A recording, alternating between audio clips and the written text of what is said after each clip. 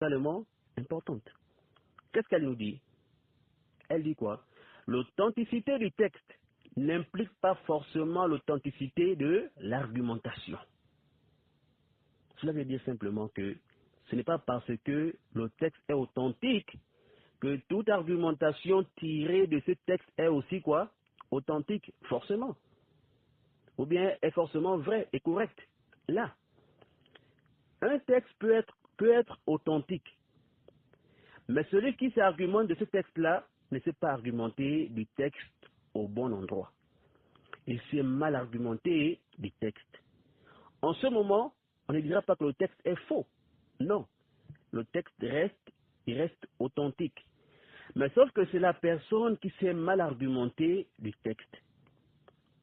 Elle a mal compris le texte.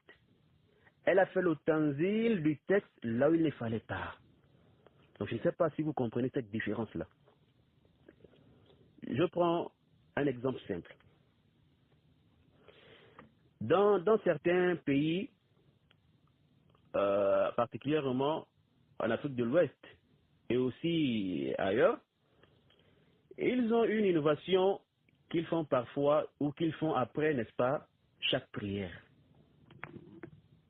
Je crois qu'ils le font uniquement après chaque prière obligatoire, si je ne me trompe pas. Wallahu a'lam. Donc, après la prière, vous entendez, ou bien ils vont dire quoi?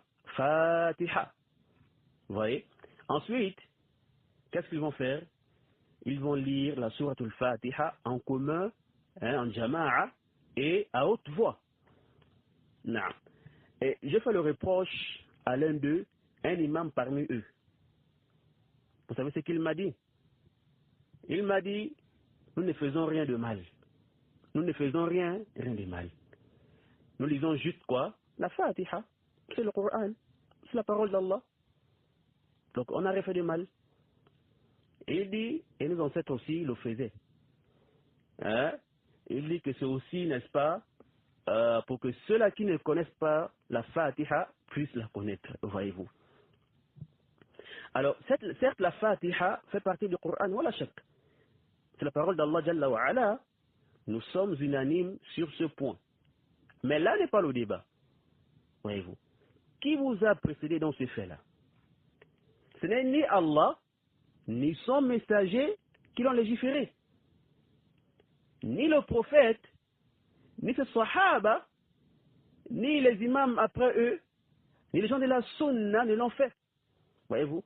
Donc, se baser sur le fait que la Fatiha fait partie du Coran, et le Coran est la parole d'Allah Jalla wa Ala, pour instaurer cette pratique ne tient pas.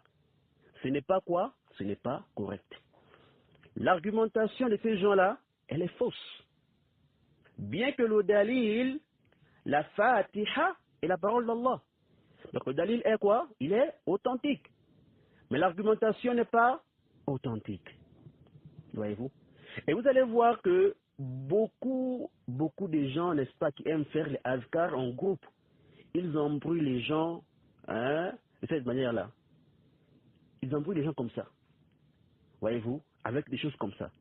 Mais si vous connaissez, si vous avez cette règle-là, vous n'allez pas tomber, n'est-ce pas? Vous n'allez pas tomber dans leur piège ou dans leur filet.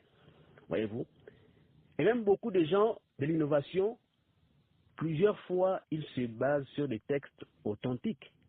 Mais sauf que c'est quoi? C'est leur argumentation qui ne tient pas. Voyez-vous? Donc ceci est une règle essentielle à connaître.